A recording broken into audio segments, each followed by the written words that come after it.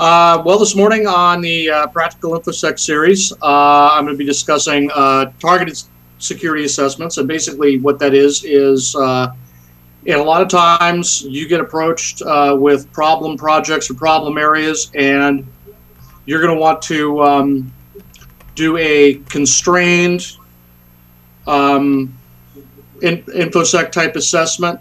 And I can talk a little bit about how I've done that in the past, and using the NSA's InfoSec assessment methodology and evaluation methodology as a basis for this.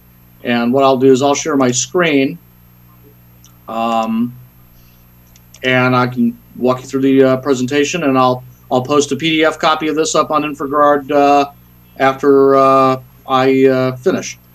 It sounds good. If you can, I don't know if you can do it while you're talking, Mark, but if you want to put any links up on the chat, feel free to do that as well. Okay, there's not so many links in here until I get to the end. I do have links back to the NSA and ITARP, which is where people can go for additional resources. But I'll do that right after I get this done, probably more because of my ability to walk and chew gum at the same time. Okay, so again, going over what a targeted security assessment is. It's typically limited in scope. You either restrict it to a single system, a set of systems comprising a business unit or a process automation unit. Maybe you want to narrow it down to a set of technologies. This is especially true as technologies change. You want to evaluate how to deploy them in a secure manner. A lot of times, if you have merger and acquisition, you have a new business unit, or if you have an old business unit that you need to take another look at because of some criticality that you were not aware of.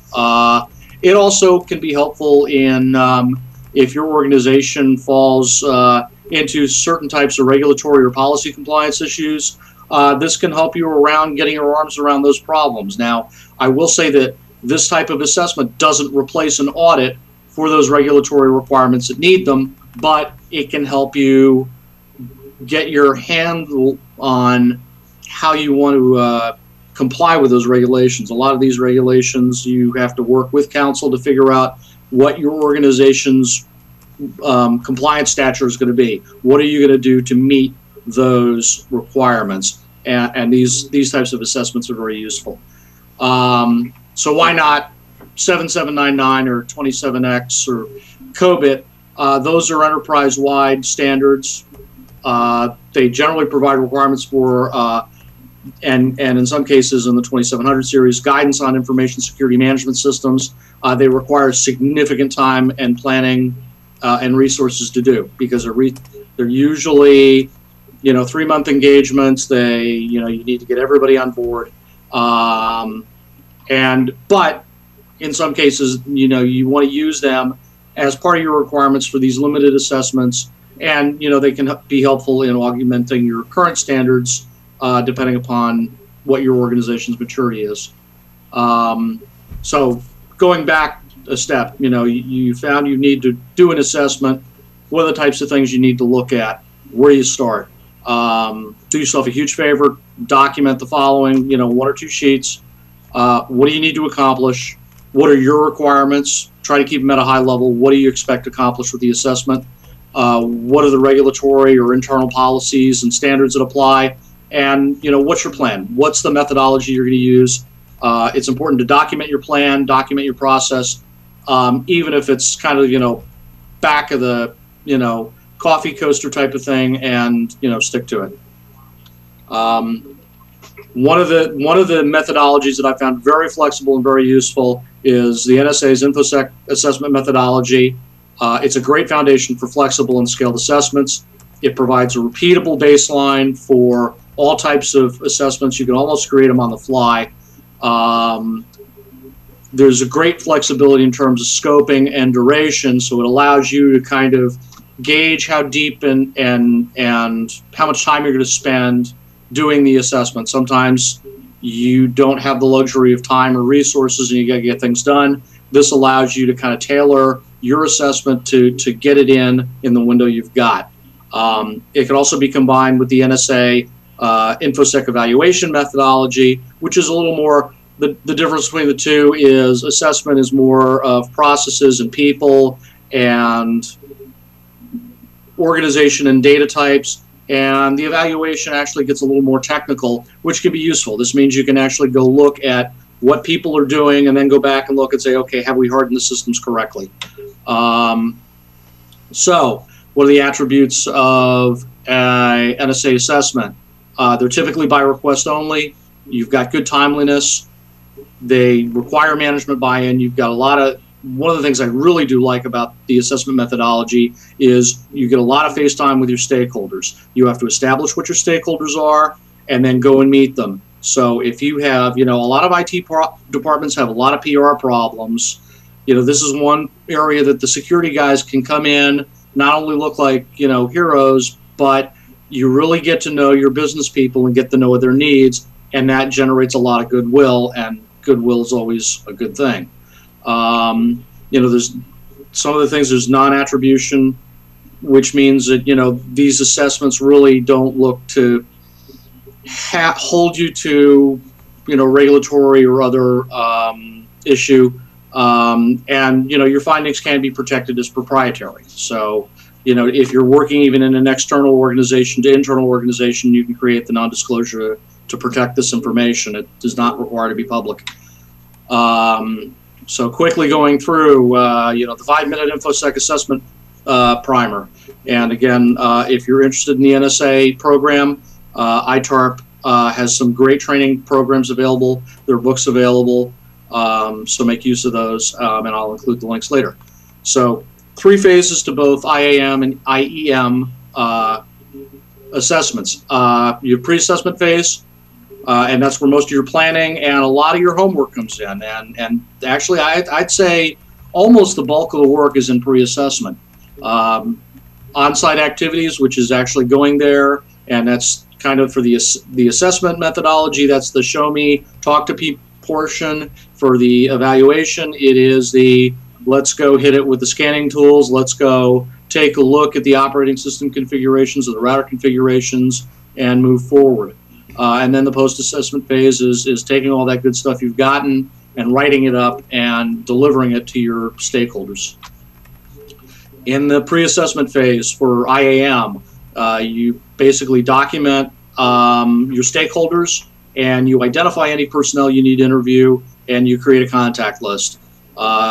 You also have a chance to refine your stakeholders' goals and requirements for the assessment. This is incredibly critical.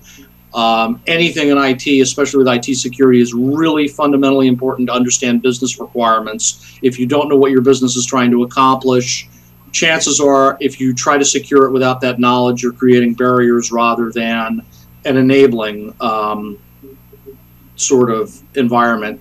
And that also creates a lot of friction between IT and business people. Define and document the assessment scope and system boundaries. Make sure you understand what the limits of what you're looking at is and figure out your lines of demarcation and stick to them. I mean, if you're only going to look at the servers of the network, look at the servers of the network and say, desktop is out for this. Document your data elements and their criticality, and this requires some back and forth through the stakeholders. But one of the other critical things with any assessment and security in general is, the keys of the kingdom are the data. And understanding your business data, where it resides both at rest and in motion, is critical to protect. If you don't know where it is, how it's moving, and how important it is, you can't protect it appropriately. And that's where I think the NSA has a really strong strength. Is one of the first things they require is they want you to do that CIA for all the data elements. Then you coordinate the logistics with the stakeholders and you develop your technical assessment plan. And then, having done all that, you also are going to build a list of system and business documentation, and this is the time that you request it and you start reviewing it. And chances are, and this is why I say pre-assessment, you can get a lot of the work done, is that documentation will tell you where you need to really look, and you'll probably start seeing some vulnerabilities and some issues and you can start kind of crafting your thoughts about what those recommendations are that are going to come at the end of this. So just to talk about the evaluation assessment methodology, that pre-assessment, very similar to the assessment methodology. You coordinate with stakeholders and basically share everything you did on the IAM side. You document your perceived system components, and again, that's going to give you another level of technical documentation you got to review.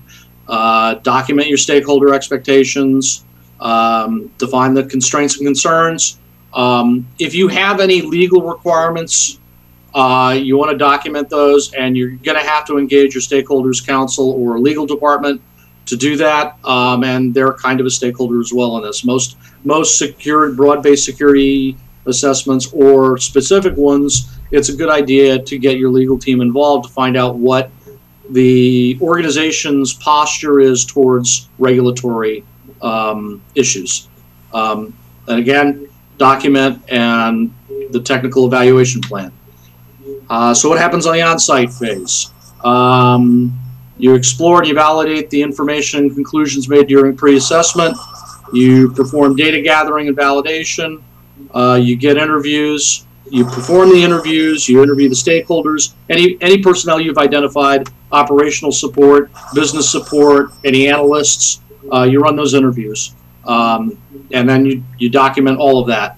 If there are systems demonstrations, sometimes, you get a process document, standard operating procedure, and you don't think that that's quite valid, or you want to validate that it is. You might go into somebody and say, okay, I've got your process manual. Show me how you do this on a day-to-day basis. And you want to identify if there's any differences there, because there may be, if something has broken and they're doing a workaround, you're going to want to document that and address it. And you can provide some initial informal analysis and feedback to the stakeholders. And this is particularly important if you find something incredibly critical. We always looked at, if we identified anything during an assessment that constituted a security incident, we would immediately engage the incident response team to manage that incident. And sometimes it's only a vulnerability, and sometimes it's not. But if you have an incident response plan, make sure that whatever triggers that, if you find it during your assessment, you feed into the proper response. In the post-assessment phase, finalize analysis. You can develop and finalize your remediation recommendations, and you prepare the draft report. Typically, the draft report goes to management and management level stakeholders. You come back, you polish it up, and you deliver the final report. Sometimes, as an option, with these assessments, you can say, okay, we'll come in and we'll do the report and we'll give you our recommendations. And other times, you may be in a situation where you say, okay, well, we have these findings. Now we need to remediate them, and you'll create a remediation plan and then execute on that plan and manage the implementation of the security patches. For more information, I'll include these links on the live chat. Again, the NSA Information Assurance Program, and they have expertise, and they can provide expertise to do these assessments if you need them. And the Information Assurance Training and Rating Program, and they actually provide training so that if you have security personnel that you would like to get certified in the NSA IAM and IEM, they can do that. There's also several books available at Amazon and other fine vendors on this methodology. But even what I've given you here, if you needed to craft your own internal audit, or internal assessment, this is not an audit, you can take this forward and run with it. And that quickly, in a 10-minute nutshell, is a targeted security assessment.